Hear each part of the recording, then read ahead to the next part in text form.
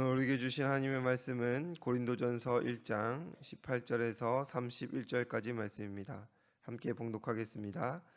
십자가의 도가 멸망하는 자들에게는 미련한 것이요 구원을 받는 우리에게는 하나님의 능력이라. 기록된 바 내가 지혜 있는 자들의 지혜를 멸하고 총명한 자들의 총명을 폐하리라 하였으니 지혜 있는 자가 어디 있느냐, 선비가 어디 있느냐, 이 시대의 변론가가 어디에 있느냐. 하나님께서 이 세상의 지혜를 미련하게 하신 것이 아니냐. 하나님의 지혜에 있어서는 이 세상의 자기 지혜로 하나님을 알지 못하므로 하나님께서 전도에 미련한 것으로 믿는 자들을 구원하시기를 기뻐하셨도다.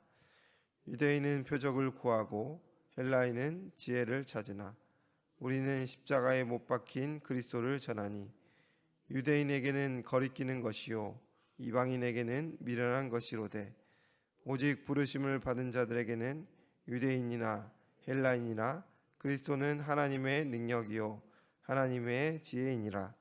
하나님의 어리석음을 사람보다 지혜롭고 하나님의 약하심이 사람보다 강하니라. 형제들아 너희를 부르심을 보라. 육체를 따라 지혜로운 자가 많지 아니하며 능한 자가 많지 아니하며 문벌 좋은 자가 많지 아니하도다. 그러나 하나님께서 세상에 미련한 것들을 택하사 지혜 있는 자들을 부끄럽게 하려 하시려고 세상에 약한 것들을 택하사 강한 것들을 부끄럽게 하려 하시며 하나님께서 세상에 천한 것들과 멸시받는 것들과 없는 것들을 택하사 있는 것들을 폐하게 하려 하시나니 이는 아무 육체도 하나님 앞에서 자랑하지 못하게 하려 하심이라. 너희는 하나님으로부터 나서 그리스도 예수 안에 있고 예수는 하나님으로부터 나와서 우리에게 지혜와 의로움과 거룩함과 구원함이 되셨으니 기록된 바 자랑하는 자는 주 안에서 자랑하람과 같게 하려 함이라. 아멘. 우리는 앞서 고린도 교회의 분쟁과 파벌에 대한 책망과 훈계를 목도하였습니다. 그런데 이어지는 오늘 본문은 십자가의 도에 관한 내용을 이어가고 있습니다. 이 둘이 얼핏 보면 상관없어 보이지만 바울은 고린도 교회의 분쟁과 파벌에 대한 근본적인 해결책으로 십자가의 도를 제시하고 있는 것입니다. 18절에서 십자가의 도라 번역된 이 표현은 원어적으로는 십자가의 말씀이라고 해석할 수 있습니다. 바울이 말하는 십자가의 말씀이란 십자가에서 고난받은 구원자 예수 그리스도의 삶과 사역을 가리키고 있습니다. 이는 죄의 본질, 죄인의 심판, 성도의 구원을 포함하는 포괄적인 교리의 의미를 가지고 있습니다. 이를 새 번역으로 읽어보면 이해하기가 좀 더 쉽습니다. 십자가에 관한 말씀이 멸망할 사람들에게는 어리석은 것에 불과하지만 구원받은 우리에게는 하나님의 능력입니다 라고 새 번역은 말하고 있습니다. 이는 십자가에서 이루시는 반전의 역사, 사역을 의미하고 있습니다. 십자가는 죄인을 의인으로 원수를 자녀로 바꾸는 현장입니다. 그러나 이는 모두에게 주어지는 역사는 아닙니다. 멸망할 사람들에게는 상관없는 것이고 그렇기에 그들은 이것을 무의미하다, 어리석다 여기며 하찮게 봅니다. 하지만 구원받은 자, 하나님의 부르심을 받은 자, 십자가의 구속을 경험한 이들에게는 전지전능한 하나님의 능력, 모든 능력 가운데 가장 위대한 능력인 구원의 능력이 된다라는 것을 바울은 선포하고 있습니다. 이어 바울은 이사야 29장 14절을 인용하면서 세상의 지혜가 무의미하게 무너질 것을 선언하고 있습니다. 지혜롭다 말하는 세상의 현자, 학자, 변론가들이 어디에 있는가라는 질문을 통하여서 세상의 지혜가 스스로를 높이며 우월하다 몸집을 키워도 하나님 앞에서는 아무런 의미가 없음을 설명하고 있습니다. 바울은 왜 이 이야기를 고린도 교회의 분쟁과 파벌 앞에 선언하고 있습니까? 그들의 파벌, 그들의 분쟁은 바울, 베드로, 아볼로 같은 특정 지도자들의 가르침에 대한 왜곡된 충심으로 형성된 것입니다. 그들은 교회 지도자들의 진리의 가르침을 비진리의 가치관, 즉 세상의 가치관에 가둬 왜곡되게 해석하였습니다. 바울은 이것을 지적하고 있는 것입니다. 십자가의 사랑과 희생으로 세상의 가치관, 지배적인 권력구도, 힘겨루기를 무너뜨려야 마땅한데 고린도 교회는 오히려 그 세상의 가치관에 갇혀서 정반대의 행태를 보이고 있음을 안타까이 여기는 것입니다. 앞서 인용된 말씀 앞절인 이사야 29장 13절은 다음과 같이 기록하고 있습니다. 주께서 이르시되 이 백성이 입으로는 나를 가까이하며 입술로는 나를 공경하나 그들의 마음은 내게서 멀리 떠났나니 그들이 나를 경외함은 사람의 계명으로 가르침을 받았을 뿐이라. 그들이 나를 경외함은 사람의 계명으로 가르침을 받았을 뿐이라 라고 말하고 있습니다. 하나님의 말씀을 사람의 가치관, 세상의 가치관, 사람의 계명으로 잘못 받았다라고 말하는 것입니다. 하나님의 음성을 들어도 십자가의 도를 받아도 이를 사람의 계명, 즉 인간적 가르침이라 세상의 가치관으로 들으면 결국 모양새만 그럴듯할 뿐 멸망하는 자의 편에 서 있는 것이다 라고 성경은 말하고 있습니다. 그렇게 본문은 바울의 강력한 호소입니다. 그리스도의 은혜 앞에서 멸망하는 자가 되지 말라는 것입니다.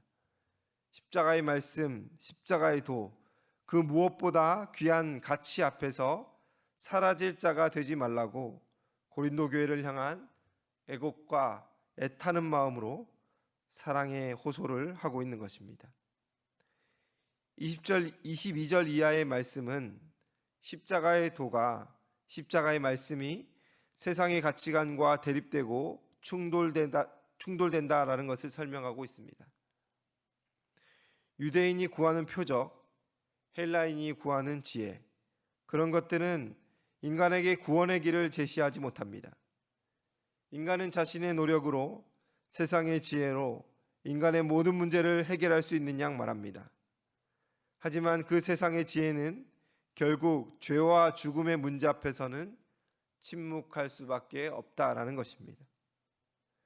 그러나 24절에서 바울은 십자가의 놀라운 능력과 반전을 선포하고 있습니다.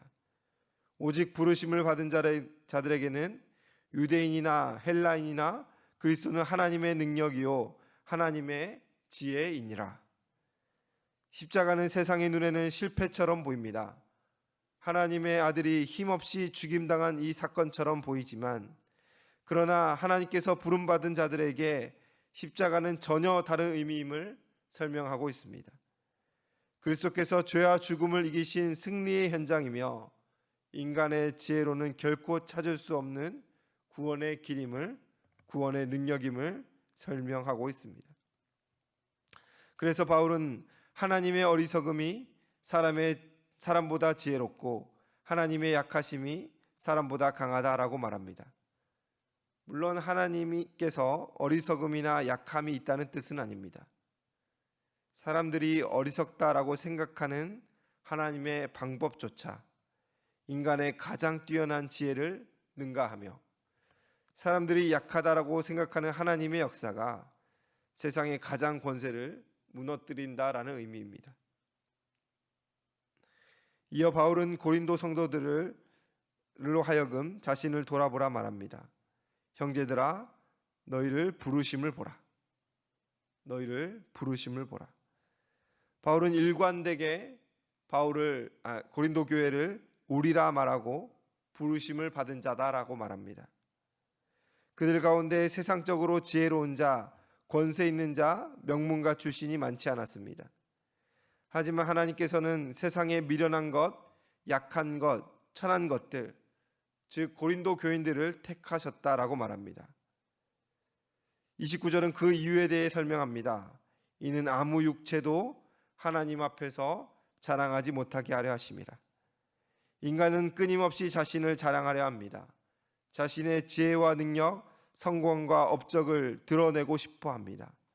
그 비교의 대상이 하나님이라도 그렇습니다. 심지어 신앙 속에서 자신이 얼마나 헌신했는지, 얼마나 많이 알고 있는지를 자랑하고 싶어 합니다. 그러나 십자가 앞에서는 누구도 자랑할 수 없습니다. 우리 모두가 죄인이었고 모두가 은혜로 구원받았기 때문입니다. 그 구원의 능력에 있어서 인간은 그 누구도 조금의 공로도 포함할 수 없었기 때문입니다. 그래서 바울은 마지막으로 자랑하는 자는 주 안에서 자랑하라고 권면하고 있습니다. 우리의 자랑은 우리 스스로가 될 수 없습니다. 우리가 가진 능력이 될 수도 없습니다. 오직 예수 그리스도만 우리의 자랑이 됩니다. 그분이 우리의 지혜가 되시고 의로움이 되시고 거룩함이 되시고 구원이 되셨기 때문입니다. 고린도 교회의 분쟁도 결국 누가 더 큰가, 누가 더 옳은가, 누가 더 뛰어난가를 따지다가 생긴 문제입니다. 그러나 십자가 앞에 서면 그러한 모든 자랑은 사라지게 됩니다. 십자가는 우리 모두를 낮추고 그리스도만 높이십니다. 십자가는 사람을 바라보지 않게 하고 예수 그리스도를 바라보게 합니다. 그런데 고린도 교회는 십자가 앞에서 나는 바울파다, 나는 베드로파다, 나는 아볼로파다 하며 스스로를 드높이려 하였습니다. 오늘도 우리는 세상의 지혜와 능력을 의지하며 살아가는 그러한 고린도 교회의 유혹을 받습니다. 여러분, 그러나 우리의 구원도, 우리의 소망도, 우리의 자랑도 오직 십자가에 달리신 예수 그리스도께 있음을 고백하시기를 소원합니다. 세상의 모든 자랑을 내려놓고 주님만 자랑하는 우리 모두가 되길 소원합니다. 오늘 기도하실 때에 어느 찬송가 가사처럼 세상 즐거움 다 버리고 세상 자랑 다 버렸네 라고 고백할 수 있는 인생 살게 해달라고, 십자가 예수 그리스도만 바라보는 인생 되게 해달라 기도하는 시간 되시기를 주님의 이름으로 축원을 드립니다. 기도하겠습니다. 사랑과 은혜가 풍성하신 하나님 아버지, 오늘 이 시간 우리의 연약함을 보시고 우리의 약함을 십자가의 공로로 가리워 주시옵소서. 은혜를 받았음에도, 부르심을 받았음에도, 하나님의 구원의 능력을 경험했음에도 불구하고 우리는 세상적 기준과 가치관에 갇혀서 하나님 모양새만 신앙하고 있진 않았는지 우리를 돌아보게 하여 주시옵소서. 그리스도의 몸된 교회를 갈기갈기 갈라놓으며 스스로를 높다 분쟁하였던 고린도 교회의 모습이 현대를 살아가는 우리의 모습 가운데 여실하게 드러나고 있음을 고백합니다. 하나님, 우리를 새롭게 하여 주시옵소서. 우리의 이 연약하고 부족한 모습을 주여 새롭게 하여 주시옵소서. 오늘 말씀 앞에 십자가의 돌을 붙들게 하여 주시옵소서. 멸망하는 자들은 이것을 어리석다 말하고 의미 없다 말하지만 우리에게는 하나님의 능력이 됨을 고백합니다. 세상의 어떤 큰 권세와 자랑보다 십자가의 능력의 큼을 바라보게 하여 주시고 그 가치를 경험하는 저희 모두가 될 수 있도록 은혜 내려 주시옵소서. 오늘 이 아침에 주님께 나와 자신의 약함과 연약함과 하나님 아픔과 상처와 고통을 내어놓고 기도하는 모든 성도님들의 마음을 주장하여 주시고 굽어 살피사 응답하여 주시옵소서. 긍휼히 여겨 주시옵소서. 하나님의 은혜가의 풍성함과 차고 넘침을 경험하는 이 아침의 시간 될 수 있도록 도와주시옵소서. 감사드리며 예수님의 이름으로 기도드리옵나이다. 아멘.